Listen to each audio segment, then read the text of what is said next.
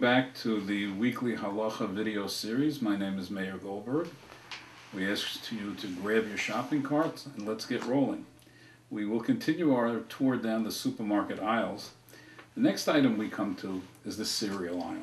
Very popular aisle in the supermarket. There are literally thousands of cereals that are available on the market, and many of them, I say Baruch Hashem, many of them have reliable hashkachas. But very often people call me and they ask me, they're in a certain place, in a city, that they run into a supermarket and they're looking for a cereal and they see, again, the generic K on the cereal. So they say, what could be a problem with cereal? So let's look at cereal and see exactly what the issue is. There are some cereals that are made with gelatin. They have little bits of candies or marshmallows in them. And many times people overlook them because they're only little bits of things. And the rest of the cereal looks fine. It's made from corn, it's made from wheat, it's made from barley, it's made from other ingredients. But the little things that are added to it could be problematic. And of course there are oils that could be used in cereal. One of the frequent questions that I get is about cornflake crumbs. Many people use cornflake crumbs to coat chicken and in other ingredients that are served with meat. Now, cornflake crumbs, the most popular brand of cornflake crumbs is something called Kellogg's Cornflakes. They are used, many people use them, as I said, in a number of ingredients to coat chicken and different ingredients that they make.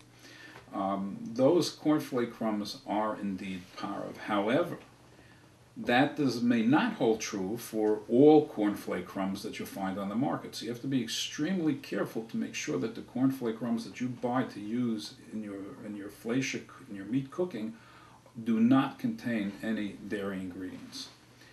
The next item we come to is canned fruit.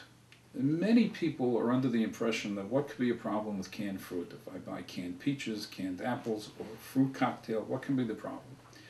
So let me share with you some experiences that we've had.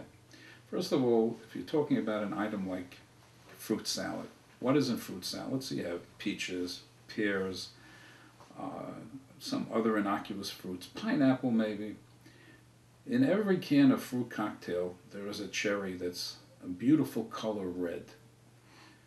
Many people say, I know what cherries look like. I never saw a cherry growing on a tree that has that beautiful color red. So, how do they get the cherry that color red? There is a dye that's called carmine. Carmine is made by the pulverization of something called the cochineal beetle. So they take this beetle, they pulverize it, they dry it out, they make it into a powder, they reconstitute it, and they make a dye out of it. And that dye is used to color the cherries, because cherries, we look at cherries as being very beautiful. HaKadosh Baruch Hu made them. But to the eye appeal, it doesn't have great eye appeal once you put it in a can with all kinds of other ingredients. So they have to color it. According to many opinions, that dye called carmine is a problem because it originates by the pulverization of the cochineal beetle. So many hashkachas will not accept that product. Many rabbanim have said that if you take out the cherry from the cocktail, from the fruit cocktail, then you could eat the rest of it. But in addition to the problem with the dye and the cherry, you have apples, water, peaches, but there is one ingredient that seems to escape everyone's attention. And this will be the topic more in depth later on, something called natural flavoring. We are under the impression that something called natural is not problematic. Nothing could be further from the truth, because I could take grape juice, which has many issues al pi halacha for the kosher consumer.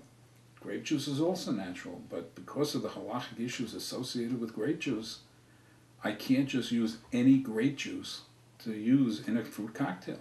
So therefore, if you look in the ingredients list fruits such as apples, peaches, pears, water, sugar, so far we're okay. Then you come to natural ingredients. Those natural ingredients may contain grape juice. So a reliable hashkafa is absolutely necessary for canned fruits and vegetables. We thank you for joining us. Next week we will continue our tour down the aisles of the supermarket. We look forward to seeing you next week. Thank you.